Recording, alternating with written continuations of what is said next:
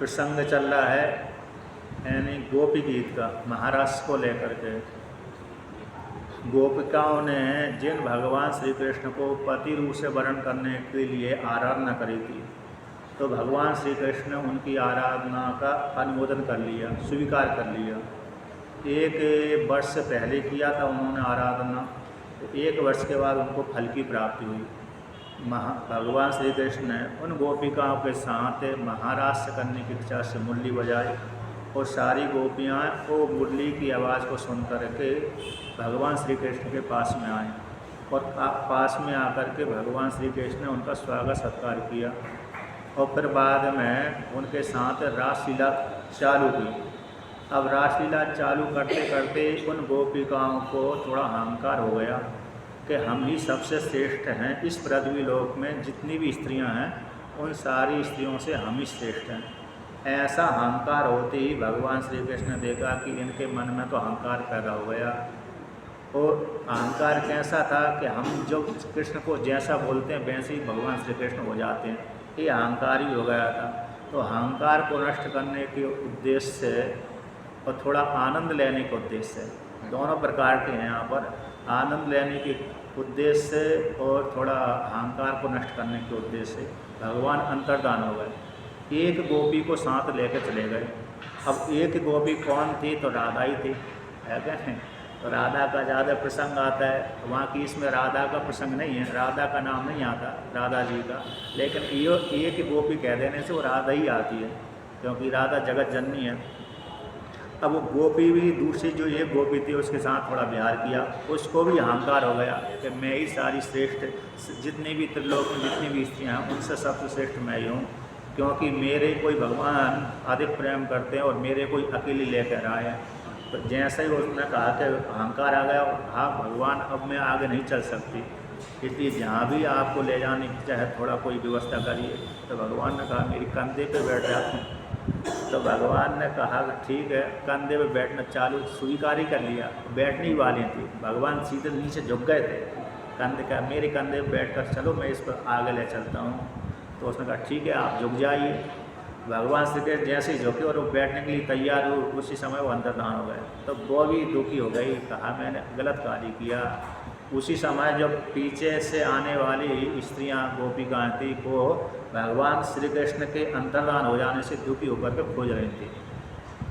उसी काल में देखा कि आगे एक सखी अकेली बैठी हुई है, उसको देख करके कहा भगवान श्री कृष्ण किधर गए? तब मेरे को छोड़ करके चले गए। तो सारी स्त्रियों ने फिर भगवान श्री कृष्ण को पुकारा, तो जो पुकारा तो गीत गाती हुई पुकारा, तो जो गीत गाती हुई पुकारा तो उसका नाम हो गया गोपी गीत। उसमें सब पहले मंत्र का वर्णन कर दिया, श्लोक का वर्णन कर दिया। अब दूसरे मंत्र के द्वारा और वर्णन करते हैं कि भगवान श्री कृष्ण के विश्व ग्रह में प्राप्ति करने की इच्छा से गोपिकाएँ क्या क्या कहती हैं। तो बहुत ही सुंदर स्तोत्र है। सरदुदः सहे जा साधु जाते सरदुदः सहे साधु जाते सरसी जोदरा श्री मुसादृशा सुरते नाते ते शुल्क दासिका बरद निघ्नतो नेह किम बदः। जो भगवान की रासलीला है, ज़्यादा प्रसंग वृंदावन के जितने ही प्रसंग क्रीड़ा आदि हैं, एक गर्गाचार्य के द्वारा रचित ग्रंथ गर्ग संहिता है। उस गर्ग संहिता में भगवान श्री कृष्ण की आंतरिक लीलाओं का वर्णन किया गया है। भगवान श्री कृष्ण ने किसी गोपी के साथ क्या लीला करी थी, किस स्थान पर करी थी, कब कब करी थी, वो सारी लीलाओं का वर्णन वहाँ पर है। यहाँ पर तो सामान्य गोपियाँ एक गोपी ऐसा वर्णन कर दिया, वहाँ पर तो ललिता जया विजया जितनी भी गोपियों के नाम हैं, 8 प्रधान गोपियाँ थीं सखियाँ राधा रानी की, वो सारी 8 सखियों का वर्णन आता है। उनके साथ विवाह का ही वर्णन आता है, राधा का विवाह का ही वर्णन आता है। इसमें तो राधा जी का विवाह हुआ कि नहीं हुआ ये प्रसंग नहीं दिया, किंतु वहाँ पर गर्ग संहिता में विवाह का वर्णन आता है। 8 गोपिकाओं के साथ विवाह का वर्णन आता है। और राधा का विवाह भी कहते हैं भांडीर वन में हुआ था। ऐसा प्रसंग वहाँ पर आता है।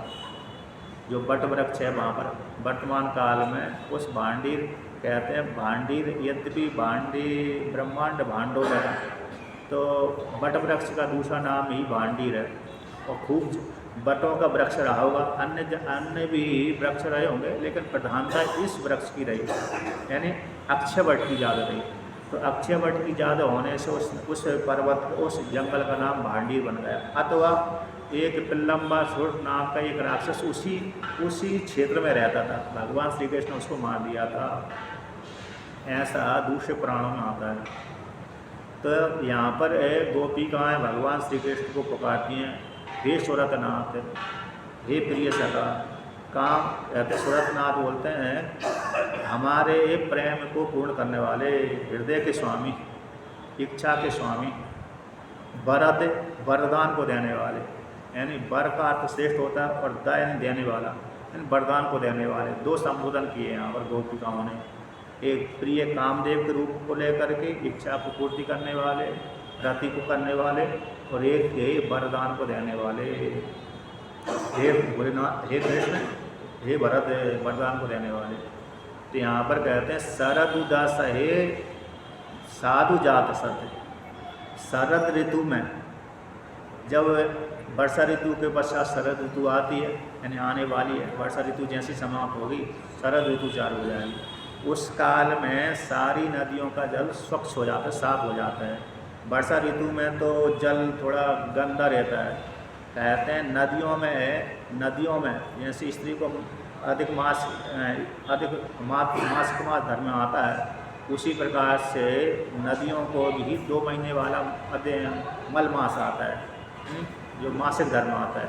उस काल में बहुत से व्यक्ति स्नान करते हैं, बहुत से व्यक्ति स्नान नहीं करते। तो ये नदी का मल है, मासिक धर्म है, 2 महीने वाला।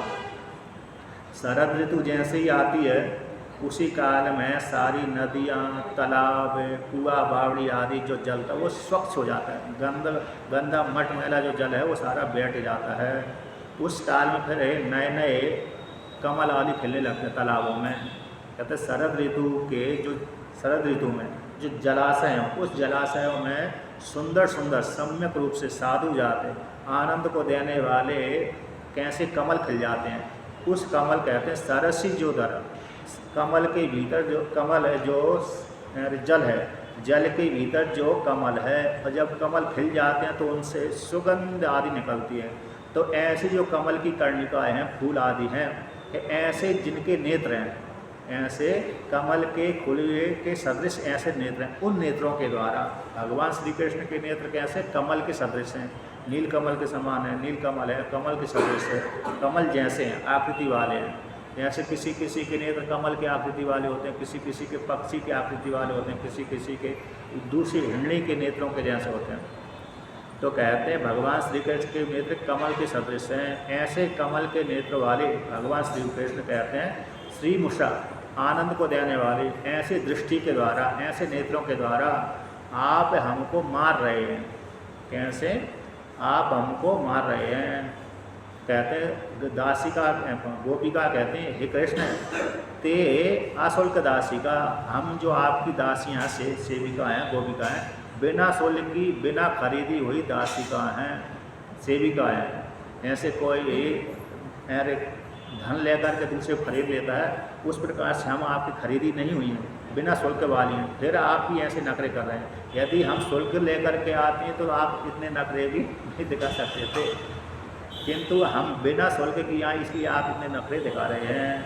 तो कहते हैं आपने अपने कमल नेत्रों के द्वारा हमको मार दिया। तो यहाँ पर है व्यंग की बाण मारती हैं, गोपिका कहती हैं नेह निघ्नतो नेह किम बदा, क्या शस्त्रों के द्वारा मारना होता है क्या? अस्त्र शस्त्रों के द्वारा क्या मारना, उसी को ही मारना बोलते हैं क्या? नेत्रों के द्वारा मारना नहीं होता था? जिनके पास में नेत्र ही अस्त्र हैं उनके द्वारा मारना नहीं होता, इसलिए आपने हमको नेत्रों के द्वारा मारा है। कृपा कटाक्ष करके, कटाक्ष वाले नेत्रों के द्वारा मारा है। उसको मारना क्या मारना नहीं कहते, अतः उसको भी मारना कहते हैं। शस्त्रों को मारना अकेला नहीं कहते। इस प्रकार से गोपिका कहती हैं। और गोपिका और भी कहती हैं विसजलहप्याद व्याले राक्षसाद वर्षे मारुतात व्यतीतः नलात् विस्मयात्मजात विश्वे तो भया ऋषभ देवयम् रक्षिता मुहो। कि हे कृष्ण, हे श्रेष्ठ पुरुष, हे सभी पुरुषों में सबसे श्रेष्ठ भगवान, आपने हमको विसजलाप्याद विषैले जल से हमारे पुत्र जो गोप गोपिकाएं हैं और गाय आदि हैं पान करके मर गए थे, उससे आपने हमारी रक्षा करी। व्याल राक्षसाद तो कहते हैं जो सारे ग्वाल वाल, अरे अगासुर नाम का जो सर्प था उसके भीतर मुख में प्रवेश कर गए थे, उनसे आपने रक्षा करी। वर्षे मारुता, इंद्र देवता ने 7 दिन 7 रात तक हमारे ऊपर वर्षा करी, उससे आपने हमारी रक्षा करी। वैद्युता नरा, आग लग गई जंगल में जिसमें हम सारे घिर गए थे, उससे आपने हमारी रक्षा करी। और धेनुकासुर नाम के राक्षस से हमारी रक्षा करी। व्योमासुर नाम के राक्षस से हमारी रक्षा करी। यदि आपको मारना होता, रक्षा ना करनी थी, उसी काल में हमको मार देते। यदि आप रक्षा बार बार हमारी रक्षा क्यों कर रहे? यदि आपको मारना ही था तो उसी काल में उपेक्षा कर देते, हम मर जाते, ये चिंता करने की जरूरत नहीं पड़ती। किंतु आपने हमको बार बार हमारी रक्षा करी, बचाया, फिर अब क्यों तो आप मार रहे हो? अभी भी हमारी रक्षा करी, हमारे पास में आइए। इस प्रकार से गोपिका कहते हैं। अब गोपिका आगे वर्णन करती हैं। न खलु गोपिका नंदनो भवान अखिल देहिनाम अंतरात्मदृक् विकने शार्तितो विश्वगुप्त हे सकपुदेवा सात्वम कुले। तो हे सका, सक संबोधन किया है, हे सका, हे मित्र, मित्र मानते हैं। तो हे मित्र, तो गोपिका कहते हैं कि न खलु गोपिका नंदनो भगवान, भगवान आप यशोदा के पुत्र हैं, ऐसा हम नहीं मानते। गोपिका को आनंद देने वाले, अर्थात यशोदा माता को आनंद देने वाले, उन्हीं के मात्र आप पुत्र नहीं हैं। गोपिका है ना, यशोदा माता को आनंद देने वाले, उनके आप पुत्र नहीं हैं। तो क्या हो आप भाई? उनके पुत्र आप है नहीं हैं, तो किसके पुत्र हो, क्या हो? कहते अखिल देही नाम अंतरात्मदृक्, जितने भी प्राणी वर्ग हैं, कितने प्राणी वर्ग हैं? जितने भी ब्रह्मांड में प्राणी वर्ग हैं, जितने भी देह को धारण करने वाले हैं, शरीर को धारण करने वाले, उनकी अंतरात्मदृक्, अंतरात्मा शरीर के भीतर रहने वाली जो बुद्धि है, बुद्धि की वृत्ति, एक एक वृत्ति को जानने वाले आप साक्षी हैं। कौन है? जितने भी प्राणी वर्ग हैं, उन जो देहधारी हैं, उनके भीतर जो शरीर के भीतर रहने वाला जो अंतःकरण है, अंतःकरण की जो भी वृत्ति बनती है, अंतःकरण की जो भी वृत्ति बनती है, उस वृत्ति के साक्षी आप हैं। वृत्ति को सत्ता प्रदान करने वाले वृत्ति के साक्षी हैं। जो भी हमारे मन में जो भी एक एक वृत्ति बन रही है, कल्पना हो रही है, उसके आप साक्षी हैं। क्योंकि परमात्मा ही सारी बुद्धि वृत्ति का साक्षी होता है, और कोई दूसरा जड़ वर्ग साक्षी नहीं होता है। इसलिए आप शरीर के भीतर प्रवेश करके, हृदय रूप गुहा में प्रवेश करके, हृदय रूप गुहा में प्रवेश करके सारे जीवों के अंतःकरण है, उन अंतःकरण की वृत्ति को आप क्या करते हैं? प्रकाशन करते हैं, उनको दृष्टा बन करके देखते रहते हैं, उनके साक्षी हैं, देखते मात्र रहते हैं। कौन जीव क्या कर रहा है, कौन क्या नहीं कर रहा, और कौन इंद्रिय की वृत्ति क्या क्या कर रही, इंद्रिय क्या क्या कर रही, बुद्धि वृत्ति क्या क्या कर रही, उसकी आप साक्षी हैं। तो ये यहाँ पर क्या आ गया? सीधा सीधा वेदांत आ गया। अंतर आत्मदृक्, इस शब्द को लेकर कहते हैं बुद्धि वृत्ति का साक्षी परमात्मा आप हैं। इसलिए आप बुद्धि वृत्ति के साक्षी, इसलिए आप गोपिका के पुत्र कैसे हो सकते हैं? आप गोपिका के पुत्र बिल्कुल ही नहीं हो सकते। फिर क्या है आप? फिर यहाँ पर क्यों नहीं आए? जब गोपिका के पुत्र है नहीं है, फिर आप इस पृथ्वीलोक में क्या करने के लिए आ गए? तो कहते हैं इसलिए आए आप। विकन सारथी तो विश्वगुप्त है, विकनस यानी ब्रह्मा जी, उस ब्रह्मा जी के द्वारा अर्थित यानी प्रार्थना की गई थी। किस लिए प्रार्थना की गई थी? कि ब्रह्मा जी ने देखा कि इस पृथ्वी लोक में वर्तमान काल में जो सतयुग में जो राक्षस पैदा हुए थे वे अब वर्तमान काल में क्षत्रिय वर्ण में पैदा हो गए। वही राक्षस जो सतयुग में राक्षस कोटि के थे, दानव कोटि के थे, जो ब्राह्मण आदियों को, गाय आदियों को, साधु आदि को परेशान करते थे अथवा धर्म को नाश करते थे, वही अब क्षत्रिय वर्ण में पैदा हो गए और अधर्म को और वृद्धि कर रहे हैं और धर्म का नाश कर रहे हैं। तो ऐसे जो जगत था संकट को प्राप्त हो गया था, उस जगत को उद्धार करने के लिए अथवा दुष्टों का दमन करने के लिए, धर्म की रक्षा करने के लिए, अधर्म को नाश करवाने के लिए ब्रह्मा जी ने आपसे प्रार्थना करी। और ब्रह्मा जी की प्रार्थना को सुनकर के आप यहाँ पर ब्रज में गोपिका के घर में पैदा हुए, इसलिए आप गोपिका के मात्र पुत्र नहीं हैं। तो ऐसा मत सोचिए कि आप गोपिका के मात्र अकेले पुत्र हो। इसलिए ब्रह्मा जी के द्वारा प्रार्थना की जाने पर विश्व की रक्षा करने के लिए आप सात्वताम कुले उदयवान यानी सत्वताम एक राजा हुए यदुवंश में, सत्वत उनके कुल में आप पैदा हुए, यदुवंश में आप पैदा हुए। इस प्रकार से गोपिकाओं को कहाँ मालूम पड़ गए कि सात्वताम कुले यानी नंद बाबा घर में नहीं पैदा हुए तो यदुवंश में पैदा हुए। तो गोपिका भी जान गई थी, दिव्य दृष्टि उनको पास में आ गई थी। तो इस प्रकार से गोपिकाओं ने ऐसा कहा। अब आगे कहती हैं गोपिका कि हे कृष्ण, हमको अपना सुंदर सुंदर नेत्र आपको दर्शन कराइए, हमको दर्शन कराइए, हमको आप अपनी अधुर रस से पान कराइए। हम जो क्या कर रहे हैं, दुखी हो रही हैं, हमारे दुख को शांत करिए, निवृत्त करिए। और गोपिका कहती हैं तविकतः मृतं तप्त जीवनम कविभिरीडितं कल्मषापहं श्रवणमंगलं श्रीमदाततं भुवि गृह्णन्ति ते भूरिदा जनः। तो गोपिका कहते हैं कि हे कृष्ण, तब कथा मृतम तप्त जीवनम, जो प्राणी भयंकर दुख से ग्रस्त है, काम क्रोध लोभ मोह आदि जो दुख हैं, अथवा पत्नी से, अथवा पति से, अथवा पुत्र से, अथवा भाई बंधु से, अथवा कर्ज से अथवा रोगों से, सभी जिस किसी को दुख की प्राप्ति होगा उससे जो दुखी है, ऐसे व्यक्ति के लिए आपकी जो कथा रूप है, गुणगान है, कीर्तन है, अमृत के समान है। तप्त जीवनम, दुखी व्यक्ति के लिए आपकी जो कथा कैसी अमृत को देने वाली है, उसको जीवन धारण कराने वाली है, अमृत स्वरूप है।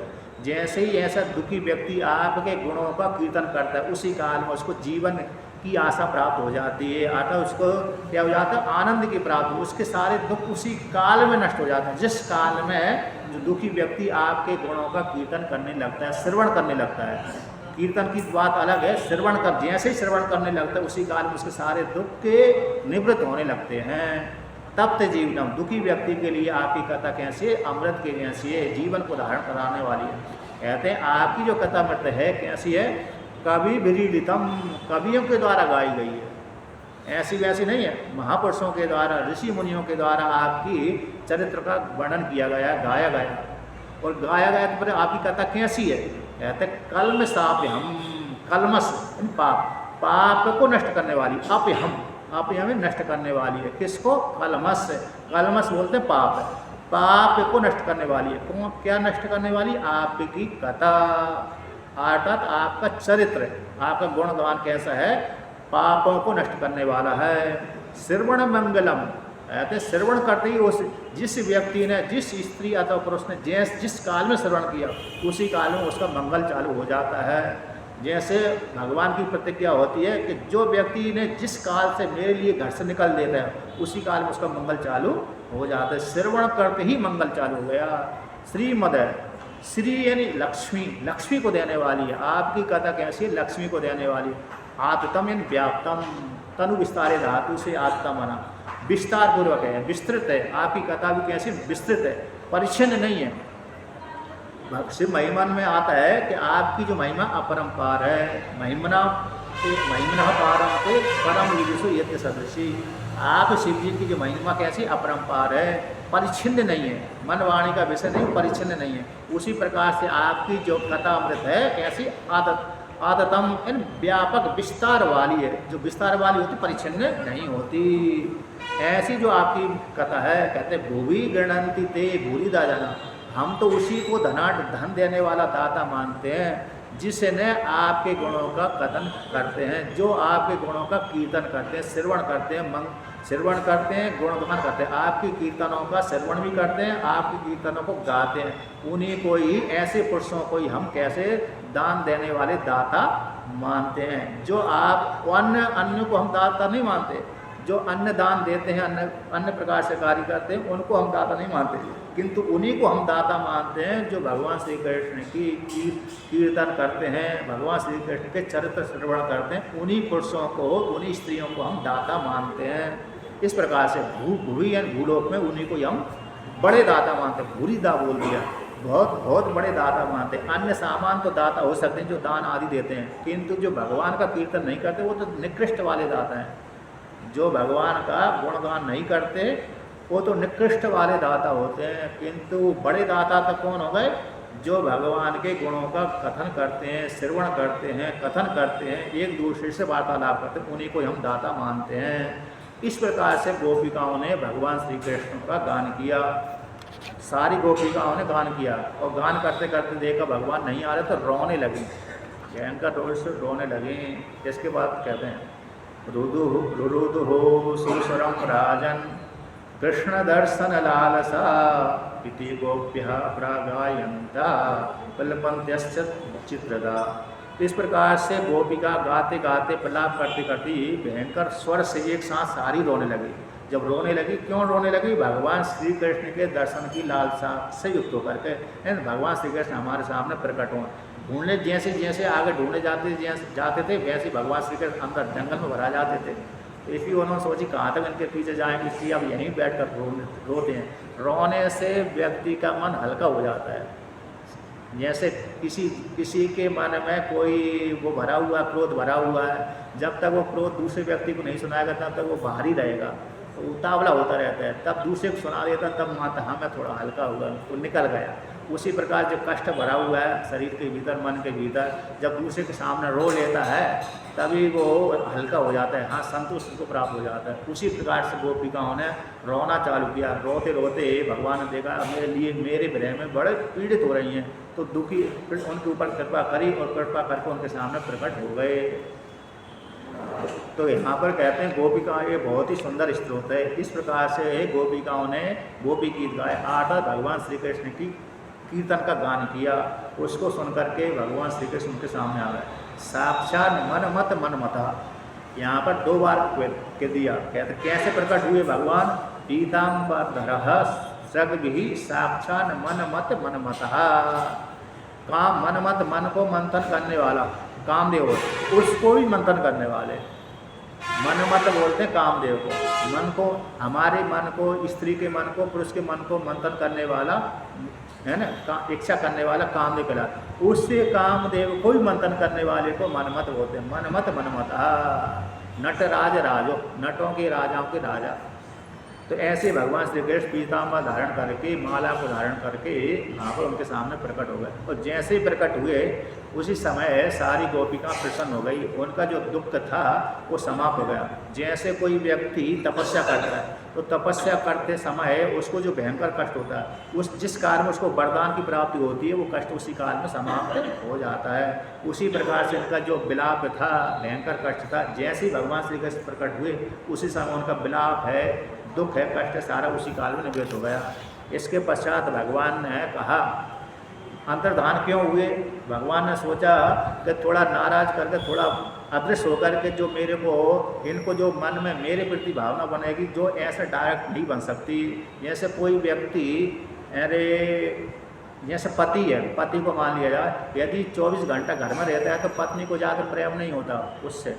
जिसका पति 24 घंटा घर में ही बना रहता है उसको ज़्यादा पत्नी उस पति से ज़्यादा प्रेम नहीं करती। तो प्रेम कब होता है पति के प्रति? जब वो पति उसका परदेश 1 महीना 2 महीना के लिए चला जाता है तो वो अपने पति का ज़्यादा चिंतन करती है। लेकिन 24 घंटा उस घर में ही है तो वो चिंतन करना भी बंद कर देती है। तो भगवान ने सोचा मैं यदि इनके 24 घंटा इनके सामने रहूँगा तो ये मेरा चिंतन कम कर पाएंगी, इसलिए अदृश्य हो जाते हैं। इनको प्रेम बढ़ाने के लिए प्रेम बढ़ाने के लिए भगवान थोड़े थोड़े बीच बीच में अदृश्य हो जाते हैं। इसलिए भगवान ने सोचा कि एक साथ रहने पर थोड़ा प्रेम कम हो जाता है, इसलिए भगवान उन गोपिकाओं के बीच में क्या हो गए, अदृश्य हो गए थे। इसलिए प्रेम बढ़ाने के लिए गोपिकाओं को ज़्यादा प्रेम करने की इच्छा से इस प्रकार से गोपिकाओं के साथ फिर भगवान ने कहा, हे गोपिकाओं, आपने इस प्रकार से जो गाया है, आपने मेरी इस प्रकार सेवा करी, मेरे लिए सब कुछ त्याग कर दिया है, मैं आपके इस स्वभाव को देख करके, इस प्रेम को देख करके ऋण हो गया हूँ। आप चाहे अपनी कृपा से मेरे ऋण को उतार सकते हैं, किंतु मैं कभी भी आपके ऋण से ऋण नहीं हो सकता, हमेशा ऋण ही बना रहूँगा। ऐसा भगवान ने वर्णन किया। आपके स्वभाव ने मेरे को ऋणी बना दिया। आप अपने स्वभाव से ही चाहे मेरे को ऋण कर सकते हैं, किंतु मैं अपनी तरफ से कभी भी ऋणी नहीं हो सकता, मैं तुम्हारा कभी भी ऋण उतार नहीं सकता। क्यों नहीं उतार सकता? क्योंकि आपने पत्नी, पुत्र, भाई, बंधु सबको त्याग कर दिया मेरे लिए। अब इसके पश्चात भगवान श्री कृष्ण ने सारी गोपिकाओं के साथ महारास रचा। अभी तक महारास नहीं रचा था। फिर इसके पश्चात सारी गोपियों के बीच में भगवान एक एक गोपी के साथ एक एक कृष्ण बन गए। जितनी गोपिकाँ थी उतने ही कृष्ण बन गए। अब जहाँ पर जिस काल में महाराज से आरंभ हुआ था, उस काल में उसी काल में भगवान शिव जी भी आए थे। ये प्रसंग यहाँ पर नहीं आता और वहाँ पर आता है गर्ग संहिता में। भगवान शिव जी ने सोचा कि भगवान श्री कृष्ण महाराज से चालू करने वाले हैं, चलो मैं भी थोड़ा महाराज करूँगा उनके साथ। तब वहाँ तो स्त्रियों के द्वारा पुरुषों का वर्जित था। जैसे जिस जंगल में भगवान शिव जी ने वरदान दिया था, मेरे को छोड़ करके दूसरा कोई पुरुष आएगा तो स्त्री बन जाएगा, उसमें दूसरे पुरुष तो जाते नहीं हैं। उसी प्रकार से इस महाराज में भी स्त्रियों का प्रवेश था, पुरुषों का प्रवेश कृष्ण को छोड़ करके दूसरे पुरुषों का प्रवेश वर्जित था। अब भगवान शिव जी तो पुरुष थे, अब वो भी स्त्री बनकर गए थे। और जब जाकर देखा भगवान ने, कृष्ण ने देखा कि ये तो स्त्री नहीं, ये तो पुरुष है, तो भगवान श्री कृष्ण ने पहचान लिया। तो आज भी उनके नाम से वो लिंग है वहाँ पर, गोपेश्वर महादेव है। तो जब भी पूजा होती है रात्रि को वृंदावन क्षेत्र में जहाँ पर महाराज हुआ था, तो वहाँ पर आज भी सायंकाल को पंडित पुजारी आदि वो क्या करते हैं, गोपी का रूप श्रृंगार करते हैं। भगवान दिन में तो पूजा पाठ करते रहते हैं, जो लोग जल चढ़ाते रहते, श्रृंगार नहीं होता। सायंकाल को जो भगवान श्री कृष्ण शिव जी का श्रृंगार होता है तो गोपी के रूप में होता है। तो प्रतीक है वो आता भगवान श्री कृष्ण के साथ रास करने के लिए, नाचने के लिए भगवान शिव जी भी वहाँ पर आए थे। ये प्रसंग यहाँ पर नहीं आता, गर्ग संहिता में आता है। इसके पश्चात गोपियों के साथ भगवान एक कृष्ण एक गोपी, एक कृष्ण एक गोपी, एक कृष्ण एक गोपी, जितनी गोपी जितने कृष्ण, इस प्रकार से वर्णन किया। यावतिर गोपी योषिता, जितनी गोपी थी उतनी कृष्ण बन गए। अब भगवान श्री कृष्ण जो गुजरात में, राजस्थान में, पूरे भारत में जो डांडिया होता है वही तो उसी का प्रतीक है। उसी प्रकार से जो नाचते डंडा लेकर के, जिस प्रकार दंड लेकर के, लाठी छोटी छोटी डंडी लेकर के, वो महाराज से उसी का ही प्रतीक है, तभी से चालू हुआ है। अर्थात भगवान श्री कृष्ण पहले से खेलते रहे होंगे तो वही प्रतीक अभी भी चलता है, लड़का लड़की आदि जो नाचते रहते हैं। इस प्रकार से भगवान श्री कृष्ण उन गोपिकाओं के साथ नदी के किनारे यानी यमुना के किनारे जंगल में वृंदावन क्षेत्र में उन्होंने रास किया। कहते हैं दिव्य रात्रि बनाई थी। यहाँ पर तो वर्णन करते ब्रह्मा जी की रात्रि के बराबर रात्रि। ब्रह्मा जी की रात्रि तो बहुत बड़ी हो जाती, अत हो सकते ब्रह्मा जी की रात्रि के बराबर भी मान सकते हैं, अथवा देवताओं की रात्रि, ब्रह्म रात्रि देवरात्रि, तो देवताओं के बराबर की रात्रि के समान रात्रि, ये 6 महीना वाली देवताओं की रात्रि होती है। और ब्रह्मा जी की रात्रि तो मानो सारे जो सत्युग, त्रेता, द्वापर और कलयुग चारों युग है, ये चारों युग 1,000 बार घूम जाते हैं, तब ब्रह्मा जी की रात्रि होती है। उस ब्रह्मा जी के दिन में तो भगवान श्री कृष्ण कई बार पैदा होते हैं, एक बार पैदा नहीं होते, कई बार जन्म धारण करते हैं, क्योंकि ब्रह्मा जी के इतने बड़ा अध्ययन होता है। तो 2-4 बार तो 10, 20, 25 बार तो आ ही जाते हैं। राम जी भी जाते हैं, कृष्ण भगवान भी जाते हैं, हो जाए। तो इसलिए देवताओं की रात्रि भी ले सकते हैं, ब्रह्मा जी की रात्रि भी ले सकते हैं, जो भी है। तो गोपिकाओं के साथ इस प्रकार से भगवान चिन्मय बन करके गोपिकाओं के साथ विहार किया, और विहार करते करते उनको पूर्ण आनंद प्रदान किया। अब इसके पश्चात कहते हैं ब्रह्म मुहूर्त हुआ, और ब्रह्म विहार करते करते करते ब्रह्म मुहूर्त हो गया। और ब्रह्म मुहूर्त में गोपिकाओं से कहा कि हे गोपिका, अब आप अपने अपने घर में जाइए। यद्यपि यहाँ पर वर्णन करते हैं गोपिकाओं की इच्छा नहीं थी कि भगवान हमसे दूर हो, किंतु फिर वो भगवान श्री कृष्ण की आज्ञा मान करके भी अपने अपने घर में चली गई। तो इस प्रकार से भगवान ने गोपिकाओं के साथ महारास की लीला करी। यहाँ पर विस्तार पूर्वक वर्णन किया है, जिस प्रकार से जैसे भी है महाराष्ट्र का विस्तार पूर्वक वर्णन आता है। अब इसके पश्चात आगे की कथा को वर्णन करते हैं। कहते हैं एक काल के बाद कुछ और राक्षस को भगवान ने मारा, केसी आदि का वध किया, अन्य का वध किया, व्यामासुर का वध किया। तो इसके पश्चात कंस के पास में नारद भगवान आ गए। और नारद भगवान आ गए तो नारद भगवान ने उसको पहले तो बालिका ने वर्णन कर दिया, तो तुमको मारने वाला कहीं पैदा हो गया। उसको भी शंका हो गई थी, तो कृष्ण भगवान की ऐसे इस चरित्र को सुनकर के शंका हो गई थी यही हो सकते मारने वाला मेरा हो। फिर बाद में नारद जी ने भी जाकर बोल दिया कि तुमको मारने वाला वसुदेव का पुत्र ही है वो। वसुदेव जी ने जो बालिका ने दिया था, बालिका ने बोला तुम्हारे मारने वाला पैदा हो गया, वह कोई और नहीं है, कोई देवी की और वसुदेव का ही पुत्र है, तुम्हारे मानने वाला है, ऐसा। और नारद जी ने वो प्रत्यक्ष बोल दिया, तो बोल करके चले गए नारद जी। और भगवान श्री कृष्ण के पास में गए और श्री कृष्ण के दर्शन करके उनकी लीला आली का गान करके उनके आनंद लेकर दर्शन दे करके भी दर्शन लेकर के नारद जी दर्शन लेने भी जाते हैं और दर्शन देने भी जाते हैं। भगवान के तो दर्शन लेने जाते हैं, किंतु अन्य ऋषियों के पास में, अन्य देवताओं के पास में, अन्य राजा रानियों के पास में तो दर्शन देने जाते हैं, उनको उद्धार करने के जाते हैं। तो इस प्रकार से भगवान के पास में जा करके अपने लोक विशेष में चले गए, दूसरे गंतव्य को चले गए। अब यहाँ पर आगे कहते हैं कंस को मालूम पड़ा कि मेरे मानने वाला वसुदेव देवकी का पुत्र ही अष्टम जो बालक है वो कृष्ण है। तो अक्रूर जी को बुलाया कि हे अक्रूर जी, आप कृष्ण और बलराम को यहाँ पर बुला लाइए। किस बहाने के, कोई ना कोई बहाना होना चाहिए, बिना बहाना का बुलाना तो ठीक नहीं है। तो ये नहीं सिपाही इस अक्रूर जी से ऐसा नहीं बोला कि मारने के लिए मैं बुलवा रहा हूँ। तो देखो भाई, कृष्ण बलराम का बड़ा नाम सुना है, बड़े बड़े कर्तव्य किए, हम एक यज्ञ करने वाले हैं, धनुष यज्ञ करने वाले हैं, उसमें सभी गोपिकाओं को आप निमंत्रण दे दीजिए। जितने भी ग्वाल वाले हमारे जो कर देते आ रहे हैं, हमारे इष्ट मित्र आदि, उन सबको निमंत्रण दे दीजिए। और आप विशेष रूप से गोकुल में जा कर के नंदराज को और उनके कृष्ण बालकों को बुला लाइए, नंद बाबा को आदि को भी बुला के लाइए और कृष्ण बलराम को भी बुला के ले आइए यज्ञ में उत्सव देखने के लिए। इस प्रकार से तो अक्रूर जी ने भी कंस को यद्यपि अभिप्राय जान लिया था कि मारने के लिए, मरवाने के लिए बुलवा रहा है, लेकिन वो राजा था, राजा की आज्ञा टालना मतलब वो खतरा ही है। राज आज्ञा बली ऐसी, ये वाक्य आता है, राजा की आज्ञा कैसी होती, बलवान होती है। यदि आपने राजा की आज्ञा नहीं माने तो कभी भी आज्ञा हानि कर सकता है, पहुंचा सकता है। ऐसे आज्ञाओं के पीछे तीन प्रकार से ऐसे, गुरु की आज्ञा, माता की आज्ञा, पिता की आज्ञा। तो माता पिता के बीच में भेद आता है कि पिता की आज्ञा बलवान होती है कि माता की आज्ञा बलवान होती है। सामान्य आचार्य की आज्ञा बलवान होती है। एक तो महापुरुष वाले ब्रह्मवेत्ता रूप आचार्य की आज्ञा सर्वोपरि होती है। कहते हैं माता पिता को लेकर के वर्णन आता है कि पिता की आज्ञा सामान्य होती है, किंतु माता की आज्ञा सर्वोपरि होती है, 100 गुणा होती है। पिता की आज्ञा जो 1 गुणा होती है, उससे 100 गुणा माता की आज्ञा बलवान होती है।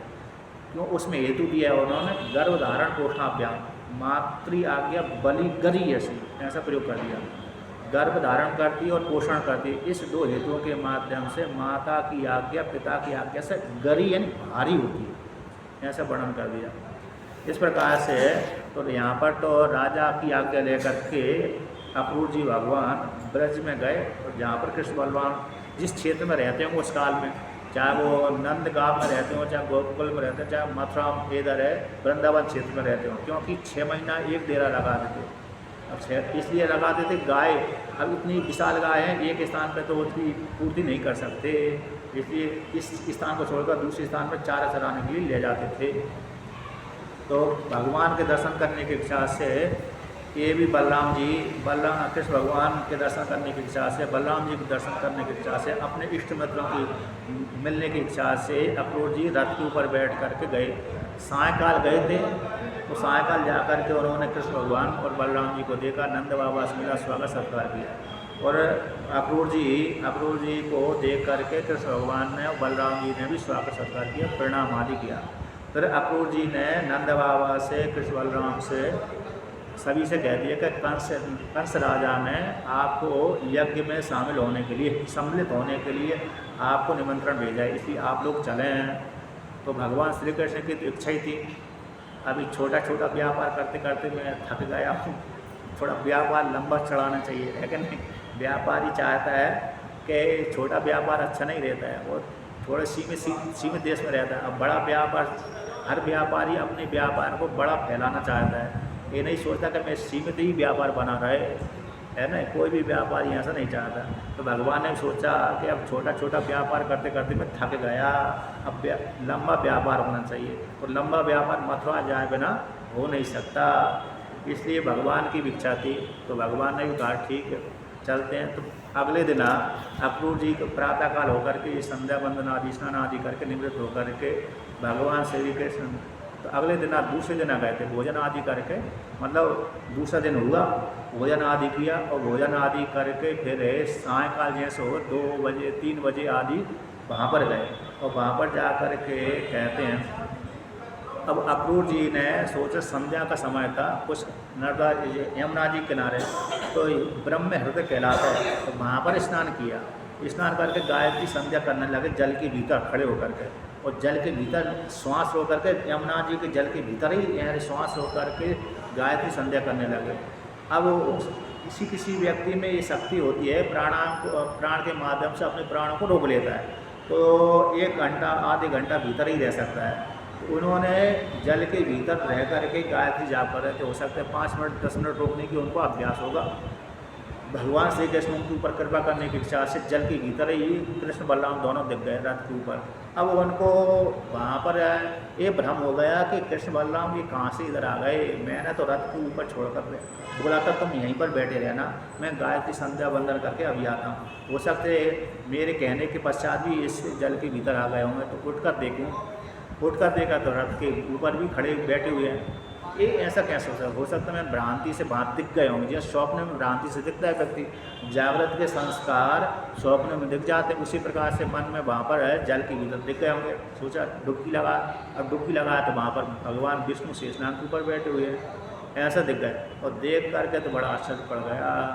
तो पुनः विष्णु भगवान के पास में गए और जाकर के प्रणाम आदि किया और कृपा करी, बहुत जोर से यहाँ पर स्तुति करी थी अक्रूर जी ने।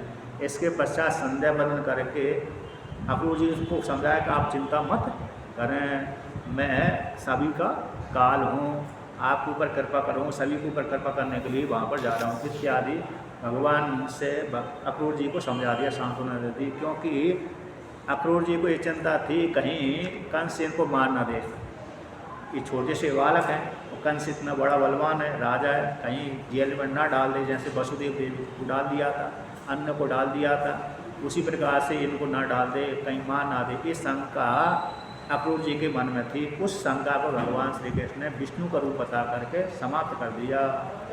इसके पश्चात आगे वर्णन करते हैं, कहते मथुरा में पहुंच गए। मथुरा के किनारे जो उद्यान आदि थे, जंगल उद्यान थे, उद्यान में कहते नंद बाबा आदि भी उससे पहले ग्वाल सारे गाड़ियों के ऊपर बैठ करके सबसे पहले पहुंच गए।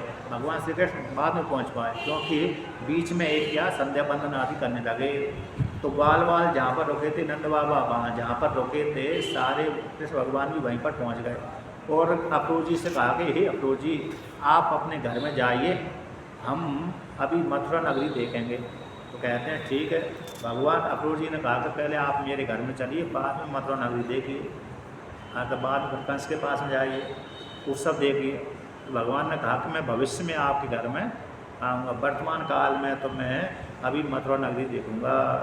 तो अपने एक ग्वाल वालों के साथ मिले, अक्रूर जी को विदा कर दिया। इसके पश्चात कंस को सूचना दे दी कि कृष्ण भगवान आ गए, कृष्ण और बलराम जी को मैं ले आया, और अक्रूर जी अपने घर को चले गए। इसके पश्चात भगवान श्री कृष्ण अन्य लीलाएँ को वर्णन किया। तो यहाँ पर वर्णन करते हैं, भगवान श्री कृष्ण अपने ग्वाल वालों को साथ कहते हैं। अगला दिन हुआ, अगला दिन जब हुआ रात्रि को, तो वहाँ पर उद्यान में सोए। अगला दिन जब हुआ तो अपने ग्वाल वालों के साथ स्नान आदि करके पूजा पाठ आदि करके, पूजा पाठ करते होंगे नहीं करते होंगे वो भगवान ही जाने, तो जो भी है, क्योंकि जनेऊ संस्कार हुआ नहीं था, इसलिए पूजा पाठ का कोई नहीं था। हो सकता है प्रणाम तो करते होंगे। सूर्य भगवान को जल चढ़ाने के लिए, तुलसी में जल चढ़ाने के लिए जनेऊ आदि की कोई ज़रूरत नहीं पड़ती। भगवान को प्रणाम करने के लिए कोई जनेऊ की ज़रूरत नहीं पड़ती। इसलिए तो थोड़ा बहुत पूजा पाठ है, भगवान को प्रणाम करना है, स्तुति नमस्कार करना है, इसके लिए तो भगवान करते ही थे, सिखाने के लिए तो करते ही थे। इसके पश्चात आगे कहते हैं भगवान श्री कृष्ण ने अपने ग्वाल वालों को साथ मिलकर के स्नान आदि करके दूसरे दिन रात्रि को विश्राम किया। दूसरे दिन सुबह उठ करके स्नान आदि करके जो खाने योग्य जो ही पदार्थ होगा वो खा पी करके ग्वाल वालों को साथ लेकर के मथुरा नगरी में प्रवेश कर गए। अब जिस गली से जाएं भगवान श्री कृष्ण बलराम को देखकर उनके पीछे पीछे, वो भी ग्वाल वाल थे तो बच्चे देखते थे भगवान श्री कृष्ण को तो उनके पीछे पीछे हो जाते थे। उनको देखा बड़ा आनंद आ रहा है तो पीछे पीछे एक टोली बाराती लग जाती थी, बच्चों की बारात। स्त्रियाँ जैसे सुनती थी तो स्त्रियों को देख कर स्त्रियाँ सुनती तो छत के ऊपर आ जाती थी और छत के ऊपर आकर के भगवान श्री कृष्ण के माधुर्य रूप का वर्णन करती थी। वो कहते थे हाय हम तो मारी गई, गोपिका ही धन्य थी जो भगवान के इस रूप का माधुर्य का पान करती रहती थी। हम सारी स्त्रियाँ तो कैसे हो गए, मारी गई थी, ये गोपिकाएँ बड़ी धन्य थी। इस प्रकार से वो अपने भाग्य की निंदा करती थी, गोपिकाओं के भाग्य की सराहना करती थी और भगवान श्री कृष्ण के माधुर्य का पान करती रहती थी। और ऊपर से जो स्त्रियाँ जिनके पास में फूल होगा फूल बरसाती थी, जिनके पास जो भी हो अक्षत आदि है उससे उसके द्वारा पूजा करती थी भगवान की। कोई स्त्रियाँ उनके पास में आकर पूजा करती थी, कोई ऊपर से पूजा करती थी और कोई सारी स्त्रियाँ छत पर जा कर के जो भी जिसकी जैसी अवस्था होगी, जैसी जिस प्रकार से योग्यता देखनी आदि की योग्यता होगी उसी प्रकार से अपने नेत्रों को आनंद प्रदान करती थी। भगवान श्री कृष्ण सभी को और मुस्कान दृष्टि से देखते रहते थे और आगे बढ़ते रहते थे।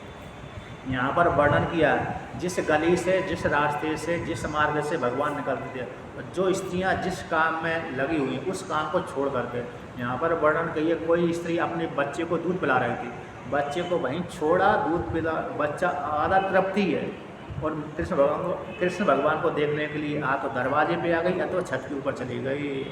जो स्त्री भोजन बना रही थी, भोजन तवा के ऊपर रोटी पड़ी है, रोटी छोड़ दिया उसने, जलती रही, किंतु भगवान को देखने के लिए वहाँ पर छत पे आता दरवाजे पे आ गई। इस प्रकार से भगवान की देखने के लिए अपना अधूरा काम छोड़ करके आ जाती थी। तो कहते हैं ब्राह्मण की स्त्रियों ने, क्षत्रियों की स्त्रियों ने, वैश्य की स्त्रियों ने और शूद्रों की स्त्रियों ने इस प्रकार से भगवान श्री कृष्ण की पूजा पाठ आदि के लिए दर्शन लिया। इसके पश्चात जो ब्राह्मण हैं, क्षत्रिय हैं, वैश्य हैं, शूद्र हैं, उन्होंने भी अपनी योग्यता के अनुसार भगवान श्री कृष्ण की पूजा और दर्शन किया। दर्शन के लिए तो कोई समस्या नहीं, लेकिन पूजा योग्यता के अनुसार करते हैं। देखने के लिए कोई रोकथाम नहीं है, छत के ऊपर चले गए तो हर किसी को देख सकते हैं। इसलिए पूजा के लिए तो योग्यता चाहिए, किसी के पास योग्यता नहीं वो पूजा नहीं कर पाता, किंतु देखने के लिए तो आँख रूपी योग्यता ही अकेली पर्याप्त है। इसलिए सारे जो ब्राह्मण, क्षत्रिय, वैश्य, शूद्र आदि ने अधिकारियों ने भगवान के ऊपर दही से, दूध से, अक्षत से, जल से उनकी पूजा करी। इस प्रकार से भगवान श्री कृष्ण की, बलराम की पूजा करी और सभी ने अपने को धन्य माना। जो व्यापार आदि थे उन्होंने भी इस प्रकार से भगवान की पूजा करी। अब आगे कहते हैं भगवान की लीला का वर्णन करते हैं। सबसे पहले वो उनके पास उनको मिला एक रंजक धोबी मिला, जो त्रेता युग में जिसने भगवान राम जी के ऊपर, सीता के ऊपर लांछन लगा था, वो इस कल्प में, इस जन्म में धोबी बना था। तो उसी को हो सकता फल देने के लिए अथवा जो भी है, अथवा पूर्व जन्म का उसका ऐसा कर्म था।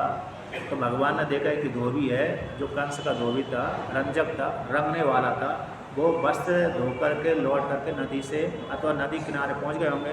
तो उसको कहा कि हे धोबी, आप हमको वस्त्र प्रदान करें, हम लोगों को, हम ग्वाल वालों को वस्त्र प्रदान करें, हमारी योग्य है जिससे हम उसको धारण करें और तुमको तुरंत ही फल प्रदान करें। जो यदि तुम वस्त्र प्रदान करोगे तो तुम तुरंत ही हम उसका फल देंगे, ऐसा नहीं फल बाद भविष्य में देंगे। जैसे कर्मकांड करने वाला व्यक्ति जिस काल में कर्म करता है उसका फल भविष्य में उसको प्राप्त हो, तुरंत ही फल प्राप्त नहीं होता। हमने अग्नि में आहुति डाली, अग्नि में हमने आहुति डाली, वो आहुति आज ही फल देने वाली नहीं होती, भविष्य में फल देगी।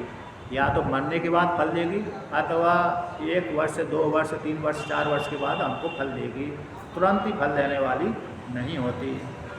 किंतु भगवान ने कहा तुम यदि तुरंत वस्त्र दोगे, हमको वस्त्र पहनाओगे, तुरंत ही हम आपको फल देंगे।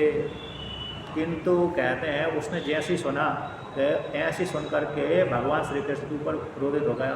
कहाँ तो ग्वाल वाल और कहाँ राजा के वस्त्र, कहाँ भिखारी और कहाँ राजा, कहाँ राजा भोज और कहाँ गंगू तेरी, तुम्हारी क्या औकात है वस्त्र धारण करने की? तुम तो जंगल में रहने वाले, पत्ते आदि लपेटने वाले हैं।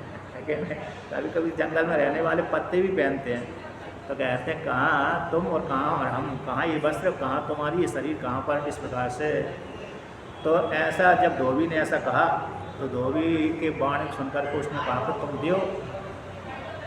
तुम दो हमको दे दो, नहीं देखो तो हम छीन लेंगे, तुमको मार देंगे इत्यादि, छीन लेंगे। तो ऐसा बोला तो देखो उन्होंने धोबी ने कहा कि यदि तुम राजा के वस्त्रों को छीनोगे तो सैनिक तुमको पकड़ लेंगे और जेल में डाल देंगे, तुम यहाँ से भाग जाओ, तुम वस्त्रों को मांगने की इच्छा मत करो, तुम इस वस्त्रों के योग्य नहीं है। जब उसने निषेध कर दिया तो भगवान श्री कृष्ण थोड़ा छीनने लगा तो भगवान श्री कृष्ण थोड़े छीनने लगे तो उसने और ज़्यादा क्रोध हो गया, ज़्यादा क्रोध किया। तो क्रोध के बहाने कहते हैं भगवान श्री कृष्ण एक थोड़ा लप्पा मार दिया। कहते हैं ऐसी लप्पा मारा, थप्पड़ मारी, थप्पड़ इतनी ज़ोर से मारी कि उसका धड़ ही अलग हो गया, धड़ से सिर अलग हो गया। भगवान जाने इतनी कैसी जोर से मारी होगी। यहाँ पर वर्णन करती है रजकस्या पराग्रहण शिराकायाद अपातीयते। भगवान श्री कृष्ण ने उस रजक के जो रंग वस्त्रों को रंग करने वाला उसके गाल पर अथवा तो यहाँ पर गर्दन में एक थप्पड़ मारी थी। यहाँ पर कहते कराग्रह, कर की अग्र से। अब कर का अग्र थोड़ा नुकीला होता है, जैसे गद्दी मारेंगे तो ये नुकीला नहीं है, कर का जो अग्र भाग है ये थोड़ा नुकीला होता है, ऐसे से थोड़ा ऐसा कर दिया वो। इसी करने से उनका गर्दन नहीं कट गई, टूट गई। जैसे बहुत जगह एक बार शिव जी ने भी ब्रह्मा जी के एक मुख को इसी नाखून से काटा है। ये भविष्य पुराण में कथा आती है। भगवान श्री कृष्ण भविष्य पुराण का वर्णन है कि ब्रह्मा जी जब मैं श्रेष्ठ को लेकर के झगड़ा कर लिया शिव जी के साथ है, तो भगवान शिव जी को भयंकर क्रोध आ गया, रुद्र को क्रोध आ गया। उन्होंने आगे देखा ना पीछे देखा, अपने नखों को ही अस्त्र बनाया और नखों को ऐसा कर दिया। तो उसी काल में ब्रह्मा जी का एक सर कट गया, एक कल्प को लेकर के। एक कल्प में भैरव ने काटा था। उसी प्रकार से भगवान श्री कृष्ण ने एक इतनी जोर से थप्पड़ मारी आगे को भाग को लेकर के, तो उसका शरीर से धड़ से सिर ही गिर गया। और जैसे सिर गिरा, अन्य जो रंजक थे, धोबी थे, उनके मित्रगण आदि थे, वो तो देख कर डर के मारे भाग गए, वो सारे वस्त्र वहीं पर छोड़कर भाग गए। तो भगवान श्री कृष्ण ने कहा कि हे ग्वाल वालों, अपने अपनी इच्छा के अनुसार इसको धारण कर लो, ले लो। तो जितने ग्वाल बाल थे सारे ग्वाल बालों ने पुराने वस्त्रों को वहीं फेंका, नए नए वस्त्रों को धारण कर लिया। अब इसके पश्चात है, अब सभी के योग्य तो बने नहीं थे, छी नहीं थे। कहते हैं किसी के बड़े किसी के छोटे आदि सारे वस्त्र लेकर के एक दर्जी के पास में पहुँच गए और दर्जी से कहा कि हे दर्जी ने जैसे देखा भगवान श्री कृष्ण आए, श्री कृष्ण को देख करके बड़ा स्वागत सत्कार किया, भक्त था वो। तो दर्जी से कहा कि हे दर्जी हमारे वस्त्रों को सी दो। तो भगवान ने जैसे कहा तो भगवान की वाणी सुन करके दर्जी ने कहा हे भगवान, मैं आपको अपने आपके अंग के अनुसार अभी हाल सीता हूँ, आप यहीं पर बैठ जाइए। तो दर्जी ने उनके अंग के अनुसार, जितना उनका अंग था बड़ा छोटा जैसा भी था, उसके अनुसार सी दिया और सी करके तुरंत दे दिया। भगवान बड़े प्रसन्न हो गए और प्रसन्न होकर के कहते हैं उसको अपनी दिव्य स्मृति दे दिया। कहते हैं यहाँ पर बहुत वर्णन कर दिया, दूर तक देखने की शक्ति प्रदान करी। उसी काल में भगवान श्री कृष्ण ने उसको दूर देश तक देखने की शक्ति प्रदान करी और उसको भगवान की स्मृति बनी रहे ऐसी स्मृति दे दिया। मृत्यु के बाद उसको मोक्ष रूप फल को दे, सारूप मोक्ष है, यानी सारूप बोलते हैं अपने जैसा रूप प्रदान करना, तो अपने जैसा रूप उसको प्रदान कर दिया। इसके पश्चात भगवान श्री कृष्ण आगे बढ़े, सुदामा माली के पास में गए। तो सुदामा माली से कहा, सुदामा माली देखा कि भगवान श्री कृष्ण आए, उनको घर में बिठा करके पूजा करी। वो पूजा करने के पश्चात भगवान मेरे को आज्ञा दीजिए, मैं आपका सेवक हूँ, क्या सेवा करूँ। तो भगवान का अभिप्राय जानकर उसने कहा हमारे अनुसार थोड़ा माला पहना दो, छोटी बड़ी जो भी है।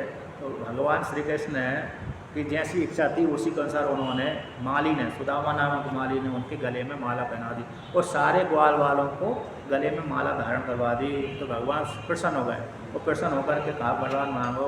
तो भगवान ने उसने तो अपने लिए वरदान मतलब मैं आपका हमेशा के लिए भक्त बना रहूं, मैं हमारे परिवार वाले आपको भक्त बने रहें। तो भगवान ने और भी वरदान दिए कि तुम्हारे वंशज आज से ही कभी भी गरीब नहीं रहेंगे। आता तो इस प्रकार से वृत्ति दे रही उनको, और तुम्हारे वंशज मेरे भक्त बने रहेंगे, और तुम इसी प्रकार से तुमको व्यापार चलता रहेगा। और लक्ष्मी प्रदान कर दी उसको, तो लक्ष्मी प्रदान कर दी उसके वंशजों को, और अच्छा लक्ष्मी फूलों को बेच करके लक्ष्मी प्रदान करते रहेंगे। ऐसे ऐसा वरदान दे दिया। इसके पश्चात आगे का नंबर आया कुब्जा का। कहते हैं जैसे ही आगे बढ़ रहे थे, राजमार्ग से चल रहे थे, एक स्त्री आ रही थी। यद्यपि सारी सुंदर थी, लेकिन 3 अंगों से 3 जगह से टेढ़ी मार थी, इसलिए कुबड़ी हो गई। कहते हैं उसको देख करके भगवान श्री कृष्ण ने थोड़ा मजाक सोचा, अथवा जो भी उसके ऊपर कृपा करने की इच्छा से उस स्त्री से बोल दिया, हे सुंदरी, तुम कौन हो, कहाँ से आ रही हो, क्या नाम तुम्हारा है, क्या उद्देश्य से कहाँ जा रही हो, तुम्हारे हाथ में क्या है, तुम कौन हो, कहाँ जा रही हो, क्या हो, और किस उद्देश्य से कहाँ पर जा रही हो, तुम्हारे हाथ में क्या है। और सुंदरी शब्द का प्रयोग कर दिया। और सुंदरी यद्यपि सुंदर ही थी, वो खराब नहीं थी, किंतु व्यंग थी, मतलब अंग से विपरीत थी, इसलिए ऐसे उसका नाम पड़ गया। 3 जगह से टेढ़ी थी। तो भगवान ने हंसते हुए उससे पूछा था इस प्रकार से। तो भगवान ने कहा कि हे सुंदरी, हमको क्या दो, तुम्हारे हाथ में जो चंदन है हमको दे दीजिए, जिससे तुम यदि हमको चंदन दोगी तो मैं प्रत्यक्ष तुमको फल दूंगा, प्रत्यक्ष ही फल देता हूँ, दे दूंगा, शीघ्र ही फल दूंगा। यदि तुम हमको चंदन दोगी तो शीघ्र ही तुमको तुम्हारा कल्याण होगा। ऐसा भगवान ने दे दिया। श्रेयस्ततस्ते न चिराद भविष्यति, इस वाक्य के द्वारा जब तुम यदि हमको चंदन दोगी तो शीघ्र ही तुमको कल्याण फल की प्राप्ति होगी। ऐसा जब भगवान श्री कृष्ण ने उससे कहा, प्रार्थना करी, तो प्रार्थना को सुन करके भगवान श्री कृष्ण की वाणी सुन करके वो कहती है कि हे सौम्य, हे प्रिय, हे कृष्ण भगवान के रूप को देखकर तो वैसे ही प्रसन्न हो गई थी उसने। तो कृष्ण भगवान का नाम भी सुना था कि मैं तो कंस की दासी हूँ, सौरंद्री मेरा नाम है, 3 जगह से टेढ़ी हूँ, इसलिए मेरा नाम कैसे कुब्जा पड़ गया।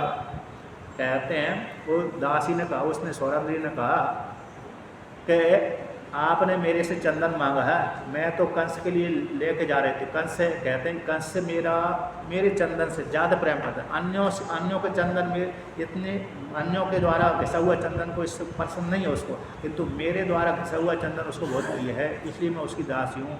मैं प्रतिदिन उसको घिस करके चंदन देने के लिए जाती हूँ। किंतु आप आज मिले, आपको छोड़ करके इस चंदन को और कौन अधिकारी हो सकता है। सुपात्र को ही चंदन देना चाहिए, कुपात्र को नहीं। आपसे बढ़कर कोई दूसरा पात्र हो ही नहीं सकता, इसलिए मैं अपने हाथ से आपको चंदन लगाती हूँ, आप चंदन ले लीजिए। इस प्रकार से उसने यानी कुब्जा ने अपने हाथ से दे दिया और भगवान ने लगा लिया। यानी कुब्जा ने भी अपने हाथों से भगवान की जहाँ पर उसका हाथ पहुँचा हुआ वहाँ पर भगवान श्री कृष्ण के अंगों से चंदन लगा दिया। अब भगवान श्री कृष्ण ने भी तुरंत उसको फल दे दिया। तो पहले सुंदरी प्रयोग किया था, अब सुंदरी प्रयोग करके जब तक सुंदर नहीं बनेगी तब तक सुंदरी शब्द व्यर्थ चला जाएगा। तो भगवान श्री कृष्ण ने उसके ऊपर ऐसा कृपा करी, तो अपने पैरों को, एक पैर को तो उसके पैर के ऊपर रख दिया, एक पैर को तो भगवान ने अपने पैरों को कुब्जा के पैरों के ऊपर रख दिया, और अपने हाथ की ऐसे हाथ को उसकी टोड़ी से रख दिया और टोड़ी करके थोड़ा उचका दिया, और जैसे ही उचका वो 3 जगह से टेढ़ी थी और टेढ़ी सीधी कर दिया। अब भगवान जान हड्डी तो टूटी नहीं है क्या नहीं, और भगवान की कृपा से नहीं तो हड्डी टूट सकती थी, लेकिन वहाँ पर हड्डी सीधी हो गई। किसी कारण विशेष से हो जाती, जैसे कभी एक्सीडेंट में व्यक्ति की हड्डी तिरछी हो जाती है। अब जब उसको सीधा करने उचकाएंगे अथवा ऐसे वैसे करेंगे, उस अपने स्थान पर बैठ जाएगी, खांचे पे बैठ जाएगी। उसी प्रकार से भगवान ने जो टेढ़ी हो गई होगी जन्म के समय में कभी कभी बच्चा टेढ़ा हो जाता है, अब उसको अचानक सीधा कर दो तो सीधा भी हो जाता है। उसी प्रकार से भगवान ने उसको 3 जगहों से टेढ़ी थी सीधी कर दिया, और थोड़ी उसका जो कुरूप आदि होगा तो वो भी उसको सुंदर बना दिया।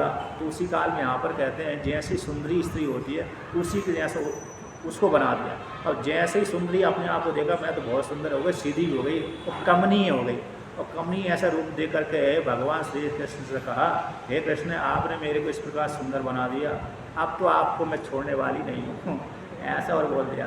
तो भगवान श्री कृष्ण ने कहा ये तो विपरीत हो रहा है, अरे भाई मैं आपके जिस उद्देश्य से तुम मेरे को बोल रही हो मैं उस उद्देश्य का अधिकारी नहीं हूँ, फिर भी आप यदि चाहते हो तो मैं भविष्य में तुम्हारे घर में आऊँगा, तुम्हारी इच्छा पूरी करूँगा। तो इस प्रकार से कुब्जा को आशीर्वाद दे दिया। यहाँ पर वर्णन करते हैं कुब्जान भगवान श्री कृष्ण को हाथ पकड़ लिया, जाने नहीं दिया, अब तो आप मेरी इच्छा पूरी करके जाओगे। बाद में उसको कुब्जा को पति कुब्जान है भगवान श्री कृष्ण इस प्रकार से वर्णन आता है, प्रसन्न किया। इसके बाद आगे चले भगवान श्री कृष्ण तो कहते हैं जहाँ पर कहाँ पर यज्ञ हो रहा था वहाँ पर पहुँच गए। अन्य सारे ग्रामवासी नगरवासियों मथुरावासियों से पूजा लेते हुए जहाँ पर यज्ञ हो रहा था धनुष रखा हुआ था वहाँ पर पहुँच गए। ये धनुष से भगवान शिव जी का था। भगवान शिव जी ने किसी राक्षस को मारने के लिए उस धनुष का निर्माण किया था। फिर वही धनुष को किसी ऋषि को दे दिया, ऋषि के माध्यम से राजाओं के पास में आया, राजाओं के माध्यम से फिर कंस के वहाँ पर आ गया। तो वो भगवान शिव जी का धनुष था। एक शिव जी के धनुष को राम जी ने तोड़ा था त्रेता युग में, एक धनुष को भगवान श्री कृष्ण ने यहाँ पर द्वापर युग में तोड़ा। तो जहाँ उस धनुष को भी कंस के विषय में आता है, जब तक पूजा नहीं करता था बिना पूजा के वो धनुष को भी नहीं उठा पाता था। इतना बड़ा बलवान कंस था, वो भी मुश्किल से उस धनुष को उठाता था पूजा करने के पश्चात। बिना पूजा के तो वो धनुष को नहीं उठा पाता था। अब धनुष कितना बड़ा होगा आपने मन में कल्पना होगी, इतना छोटा सा होगा। कहते हैं इतना लंबा, यहाँ से लेकर वो दरवाजा है ना, इतना लंबा धनुष होता था उस काल का। सीता जी ने उस धनुष को अपने हाथ से उठाया था और जनक जी ने देख लिया इसने मेरी बच्ची ने इस बड़ा इतना भयंकर कठोर धनुष को, इतना बड़ा कैसा इतना बलवान शक्तिशाली धनुष को अपने हाथ से उठा लिया। इससे सिद्ध होता है कि इसका पति भी इससे दोनों हाथ शक्ति वाला होना चाहिए। जब मेरी पुत्री ने ये धनुष को उठा लिया, इतना भयंकर धनुष को उठा लिया, शिव जी का धनुष को उठा लिया, इसका पति भी साधारण नहीं होना चाहिए। इसलिए उन्होंने शर्त रख दिया, जो कोई भी इस धनुष को उठाएगा भाई मेरी पुत्री का पति होगा। जब तक उसने पुत्री ने धनुष नहीं उठाया था तब तक कल्पना नहीं करी थी कि मेरी पुत्री का पति ऐसा हो सकता है। जब देख लिया कि पुत्री ने इस धनुष को उठा दिया तो इससे सिद्ध होता है कि इसका पति भी उसी प्रकार से युग होना चाहिए। वो तभी उन्होंने कल्पना करी थी। तो भगवान श्री कृष्ण जहाँ पर धनुष यज्ञ था, धनुष यज्ञ हो रहा था, रखा हुआ था, पूजित था, वहाँ पर गए। और वहाँ पर जाने से पहले जो रक्षक थे, धनुष के रक्षक थे, उनसे कहा धनुष देखना चाहते हैं। उन्होंने कहा इस देखने का अवसर नहीं है, किंतु रोका। अब रोकने के पश्चात भी वहीं भगवान श्री कृष्ण बलराम जी रुके ही नहीं और जहाँ पर धनुष रखा हुआ था वहाँ पर पहुँच गए। अब पहुँच करके उसको धनुष को उठाया, प्रत्यंचा चढ़ाई होती, प्रत्यंचा चढ़ा करके धनुष को बीच से खींचा और बीच को खींच करके अपने आप ही धनुष टूट गया, भगवान की संकल्प से टूट गया। यद्यपि भगवान ने तोड़ने के उद्देश्य ही उसको खींचा था, तोड़ने के उद्देश्य नहीं खींचते तो टूटता भी नहीं। तो यहाँ पर कहते हैं नृणहं विकृष्य प्राभंजा मद्यतो यथेक्षुदंडम मदे कर्पूरुः प्रमः।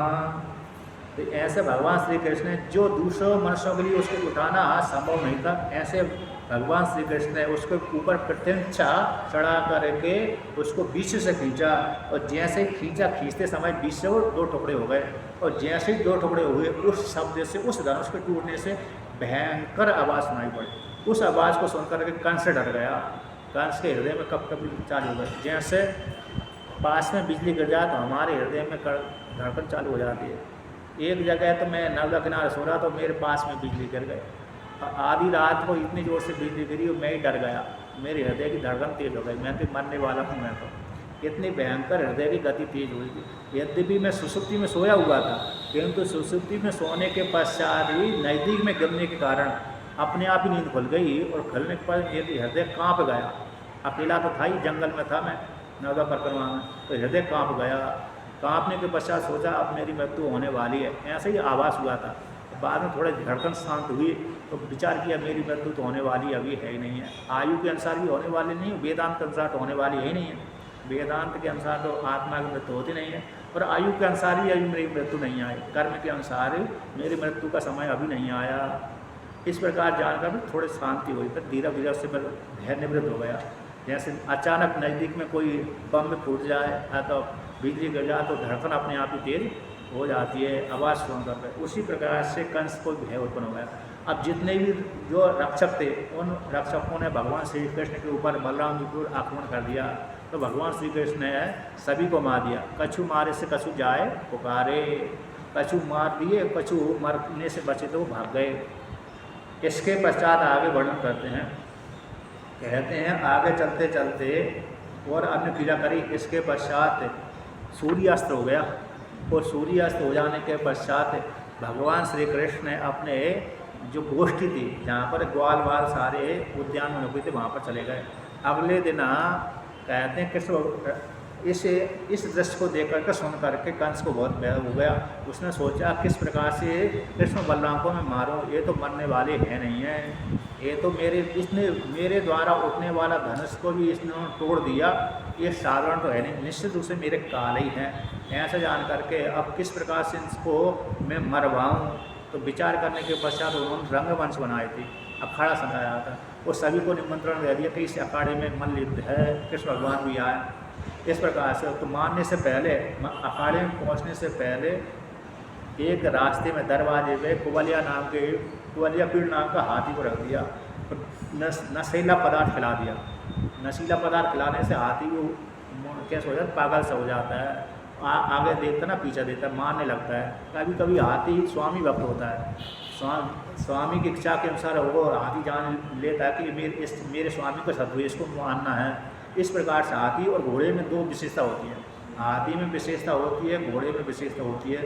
यद्यपि सारे पशुओं में विशेषता होती है, लेकिन हाथी और घोड़े में ये ज़्यादा विशेषता होती है। वो हाथी भी जानता है कि ये मेरे स्वामी का शत्रु है, इसको मारना अनिवार्य है, और घोड़ा भी जानता है मेरे स्वामी का शत्रु है, इसको मारना अनिवार्य है। जैसे महाराणा प्रताप का जो घोड़ा था वो जानता था ये मेरे स्वामी का शत्रु है, इसलिए बहुत जगह पर महाराणा प्रताप के घोड़े ने शत्रु को मारा था, बहुत जगह आता है। उसी प्रकार से अगला दिन आज चालू हुआ। तो कहते हैं अगले दिन के पश्चात भगवान श्री कृष्ण को यहाँ पर वर्णन करते हैं।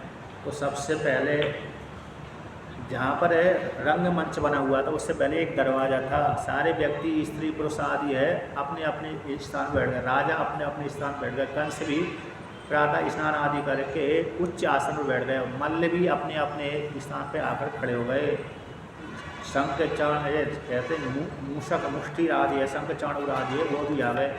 इसके पश्चात कंस ने एक योजना बना करके सबसे पहले हाथी से इसको मरवाना। उस हाथी में 10,000 हाथियों का बल था, जो हाथी था उसमें एक हाथी में 10,000 हाथियों का बल था, इतना श्रेष्ठ बलवान वो हाथी था। उस हाथी को दरवाजे पर रोक दिया, पहले इसको मरवाते हैं, यदि इससे बच गया तो फिर अन्य योद्धाओं से मरवाएंगे।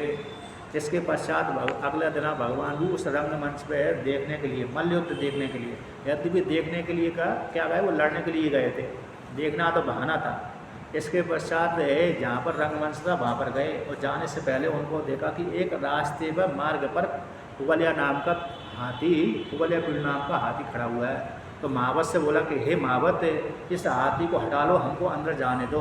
तो हाथी जो महावत ने जैसे ही सुना तो महावत ने सुना ही नहीं, हटा ही नहीं। तो हाथी दोबारा फिर भगवान श्री कृष्ण ने बोला कि हे महावत, इस हाथी को हटा लो, यदि नहीं हटाओगे तो हाथी के सहित तुमको मार देंगे।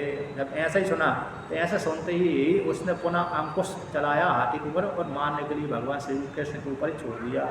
अब हाथी में और भगवान श्री कृष्ण में भयंकर युद्ध हुआ। युद्ध होने के पश्चात थोड़ी देर तक तो भगवान दूसरे शत्रु के साथ सामने खेलते हैं, बाद में देखा अब खेल बहुत हो गया, फिर मार देते हैं। तो कहते हैं एक बार इतने जोर से भगवान श्री कृष्ण ने मुक्का मारा और मुक्का मारती हाथी तो मर ही गया, गिर गया, और हाथी के साथ साथ वो महावत उसको भी मार दिया। कहते इसके पश्चात जैसे ही मर गया, मरने के पश्चात जमीन पर गिर पड़ा था। इसके पश्चात भगवान श्री कृष्ण ने हाथी के 2 दांत निकाल लिए, यद्यपि वो हाथी 4 दांत वाला था, कहते हैं 2 दांत निकाल लिए और 2 दांत, एक दांत है भगवान श्री कृष्ण रख लिया, एक दांत बलराम जी रख लिया और अपने कंधे के ऊपर रख करके जहाँ पर रंगमंच था वहाँ पर पहुँच गए। अब जैसे ही पहुँचे रंगमंच पर तो एक बहुत ही सुंदर श्लोक है, इसके द्वारा उनके भाव को व्यक्त करते हैं। कहते हैं किस स्त्री ने, कहते हैं जो उग्रसेन थे, वसुदेव देवकी थे, ये सारे उस काल में नारद जी कहने के अनुसार उसी काल में उसने जेल में डाल दिया था। जिस काल में नारद जी ने बोल दिया कि ये वसुदेव सामान्य नहीं है, ये देवता ही है, तो वो सोचा ये भाग भूग जाएंगे। इससे पहले जब देवी उस लड़की ने, पुत्री ने, बालिका ने कह दिया कि ये अब क्यों इनको सता रहे हैं, उस काल में छोड़ दिया था, किंतु बाद में फिर 2 बार जेल में डाल दिया। और बाद में तो वसुदेव को भी जेल में डाल दिया, अपनी माता अपने पिता को जेल में डाल दिया था। इससे पहले उग्रसेन को जेल में नहीं डाला था। नारद जी के बताने के पश्चात ही जेल में डाला उनको। नारद जी ने बता दिया वसुदेव देव की तुम्हारे पिता आदि सारे देवता के अंश हैं, ऐसा सुनते ही उसने जेल में डाल दिया। अब कहते हैं जिस काल में भगवान श्री कृष्ण रंगमंच पर गए थे उस विषय को लेकर कहते हैं मल्लह नाम नृणाम नरवरः स्त्रीणाम स्मरो मूर्तिमान गोपानां स्वजनो शतां क्षितिभुजां शास्ताः स्वपितरो शिशुः मृत्युर्भोजपतेर्विराड विदुषां तत्त्वं परम योगिनां विष्णुनां परदेवतेति विदितो रंगम गता साग्रजा। ये बहुत ही अच्छा श्लोक है। कहते हैं किस व्यक्ति, यद्यपि कृष्ण एक है, कृष्ण एक रंगमंच पर जैसे ही गया था, यानी अखाड़े के बीच में गए थे, तो जैसे ही कृष्ण भगवान एक हैं, किंतु हर व्यक्ति, हर स्त्री पुरुषों ने और पुरुषों के मध्य में भी कुंवारियों ने किस प्रकार की कल्पना करी, अन्यों ने किस प्रकार की कल्पना करी, और पुरुषों में भी किस प्रकार किसने व्यक्ति ने कैसी कैसी कल्पना करी, एक ही पुरुष में अनेक प्रकार की कल्पना कर दिया। कहते मल्ला नाम अस्नेर निर्णाम, कहते मल्लों ने क्या निर्णय किया, जाना कि भगवान श्री कृष्ण पे ये तो हमारे सामने मल्लों ने देखा, ये तो वज्र आ गया, जैसे इंद्र देवता का वज्र है बड़ा कठोर है, उसी प्रकार से है इन मल्लों ने देखा कि ये तो साधारण युद्ध नहीं है, बल्कि ये तो वज्र के समान कठोर है। निर्णानाम मनुष्य क्या जाना कि मनुष्य ने जाना, सामान्य मनुष्य ने जाना कि हमसे ये सबसे श्रेष्ठ है। नरवरा, निर्णानाम नरवरा, मनुष्यों के मध्य में मनुष्यों ने जाना कि ये तो हमसे सबसे श्रेष्ठ है। अब स्त्रियों ने क्या जाना कि स्त्री नाम स्मरण मूर्तिमान, सारी जो कुंवारी कन्याओं ने तो और विवाहिता वाली कन्याएं जिन्होंने अधिक उम्र नहीं हुई थी, ऐसी स्त्रियों ने देखा साक्षात कामदेव मूर्ति रूप धारण करके आ गए, ऐसा स्त्रियों ने जाना। गोपा नाम स्वजनो, जो गोप थे, ग्वाल वाल थे, ब्रज के थे, उनका हमारे भाई बंधु है, स्वजन है, स्वजन है अपने जान है, स्वजन भाई बंधु है। असताम क्षिति वजाम, जो धार्मिक दृष्टि वाले राजा नहीं थे, धार्मिक दृष्टि वाले राजा नहीं थे, ऐसे जो थे वो उनको कहते हैं, उन्होंने क्या देखा भगवान को, कहते शास्ता, अर्थात तो सामान्य रूप से सामान्य सत्व गुण था इनमें, विशेष रूप से ज़्यादा धार्मिक, कुछ धार्मिक भी थे कुछ अधार्मिक थे, विशेष रूप से उसके सभा में ज़्यादा अधार्मिक ही थे। ऐसे उन्होंने देखा कि ये तो हमारा ऊपर शासन करने वाला आ गया, शास्त्र आ गया। कहते माता पिता ने, नंद बाबा ने क्या देखा, उन नंद बाबा के जैसे उन स्त्री आदि थी, उन्होंने यशोदा माता की जैसे और स्त्रियाँ थी, उन्होंने क्या देखा कि स्वपित्रो शिशु, माता पिता ने, नंद बाबा आदि ने तो अपना पुत्र ही देखा, क्योंकि पुत्र ही था वो तो। इसके पश्चात नृत्युर्भोजपते, भोजपति यानी जो कंस ने क्या देखा, साक्षात काल, मेरा काल है ये तो। कहते विराट अभिदुषम, और अज्ञानी व्यक्तियों ने क्या देखा, कहते ये तो विराट देवता है, अज्ञानियों ने तो उसको विराट देखा। कहते योगियों ने क्या देखा, जो ब्रह्मवेत्ता योगी होते हैं उन्होंने क्या देखा, तत्वम परम योगी राम, योगियों ने तो जो तत्व ही साक्षात ब्रह्म ही है, जो योगी होते हैं जिन्होंने आत्मा का चिंतन किया, उपनिषद पढ़ने वाले, उन्होंने देखा ये तो कृष्ण विष्णु थोड़ी है, ये तो साक्षात ब्रह्म है हमारा। इस प्रकार से विष्णु नाम, कहते हैं जो विष्णु वंश के राजा आदि थे, है ना, अन्य थे, भाई बंधु आदि यदुवंश थे, विष्णु वंश थे, उन्होंने देखा पर देवता अर्थात हमारे स्वामी हैं, हमारा भाई बंधु है, हमारे ऊपर शासन, हमारा इष्ट देव है, हम इसको आश्रय बना करके सारे जगत को जीत लेंगे।